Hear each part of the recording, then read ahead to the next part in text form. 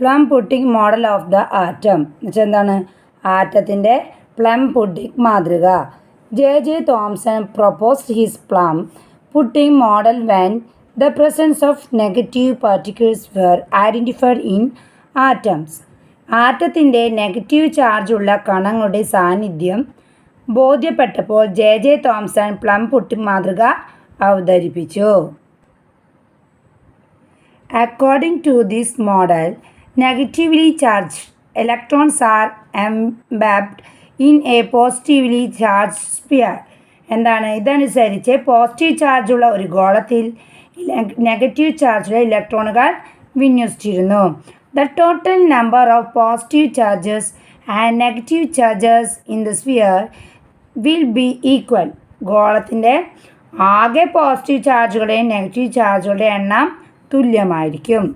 So an atom is electrically neutral, but Thomson model failed to explain the results of several experiments.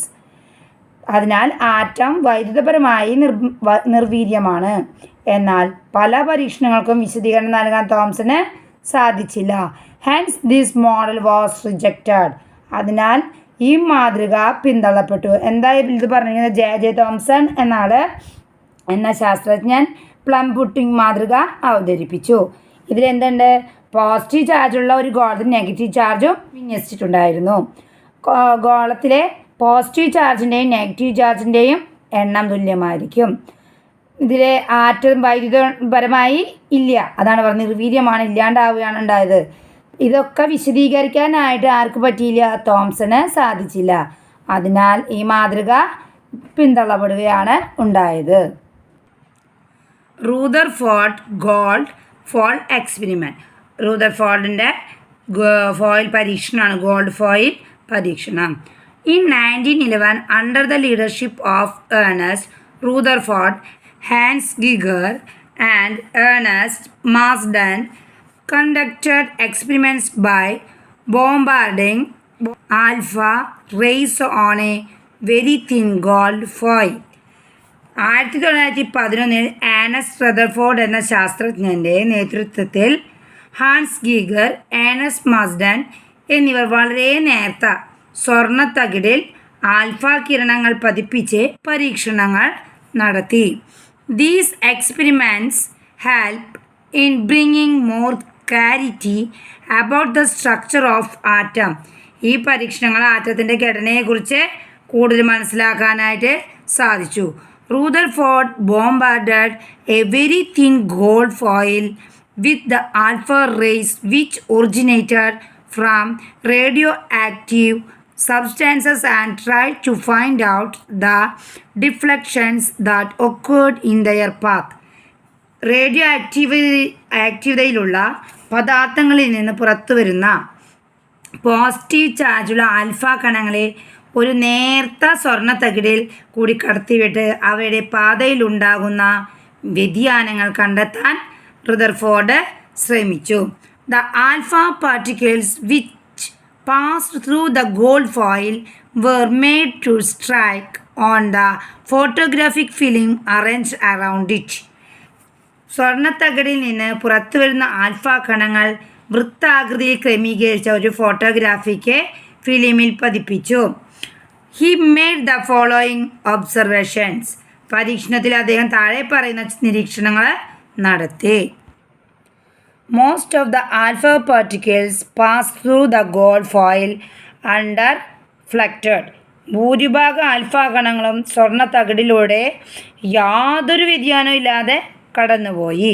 Some of the alpha particles deflected by a small angle from the straight line when they hit the gold foil. ചില alpha കണങ്ങൾ സ്വർണ്ണത്തകിടിൽ തട്ടിയപ്പോൾ നേർരേഖയിൽ നിന്ന് ചെറിയ കോണളവിൽ വ്യതിചലിച്ച് സഞ്ചരിച്ചു. A very few alpha particles bounce back deflected by 180 degree. വളരെ കുറച്ച് alpha കണങ്ങൾ മാത്രം 180 degree കോണളവിൽ വ്യതിചലിച്ച് തിരിച്ചു വന്നു. He arrived at the following assumptions from these observations.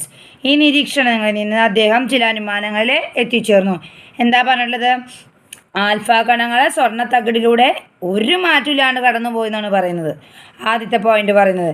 പിന്നത്തെ പോയിന്റിൽ എന്ത് പറഞ്ഞു? ആൽഫ കണങ്ങൾ സ്വർണ്ണത്തകിടി തട്ടിയപ്പോൾ നേരെ പോയിരുന്നത് ചെറിയ കോണളവിൽ മാറ്റം സംഭവിച്ചു. നേരെ തട്ടിയത് കുറച്ച് അങ്ങോട്ടും ഇങ്ങോട്ടൊക്കെ നീങ്ങിപ്പോയെന്ന്. വളരെ കുറച്ച് ആൽഫ കണങ്ങൾ മാത്രം 180 കോണളവിൽ വ്യതിചലിച്ച് തിരിച്ചു വന്നു. പോയ പോലെ അങ്ങോട്ട് തിരിച്ചു വന്നതാണ് ഈ കാണിക്കുന്നത് തിരിച്ചു വരവ്. കണ്ടോ, തിരിച്ചു വന്നു.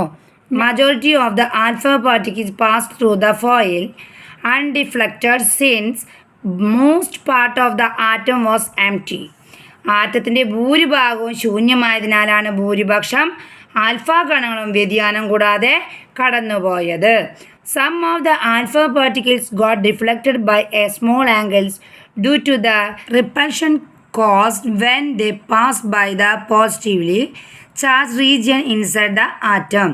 പോസിറ്റീവ് ചാർജുള്ള ആൽഫ കണങ്ങളിൽ ചിലത് ആറ്റത്തിനുള്ളിലെ പോസിറ്റീവ് ചാർജുള്ള ഭാഗത്ത് നിന്ന് സമീപത്തു കൂടി കടന്നുപോയപ്പോൾ വികർഷിക്കപ്പെട്ടതിനാലാണ് അവ ചെറിയ കോണളവിൽ വ്യതിചലിച്ചത്.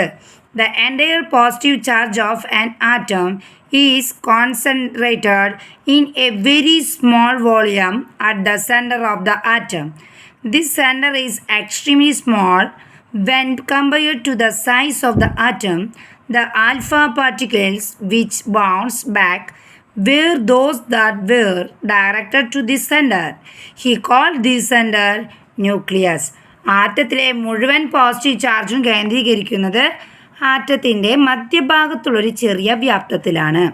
ഈ കേന്ദ്രഭാഗം ആറ്റത്തിൻ്റെ വലിപ്പവുമായി താരതമ്യം ചെയ്യുമ്പോൾ തീരെ ചെറുതാണ്. ഇതിന് നേരെ വരുന്ന ആൽഫ കണങ്ങളാണ് 180 ഡിഗ്രി കോണളവിൽ തിരികെ വന്നത്. ഈ കേന്ദ്രത്തെ അദ്ദേഹം ന്യൂക്ലിയസ് എന്ന് വിളിച്ചു. Rutherford atom model can be brief as follows. റൂദർഫോർഡിൻ്റെ ആറ്റം മാതൃകയെ താഴെ പറയുന്ന രീതിയിൽ ചുരുക്കി എഴുതാം.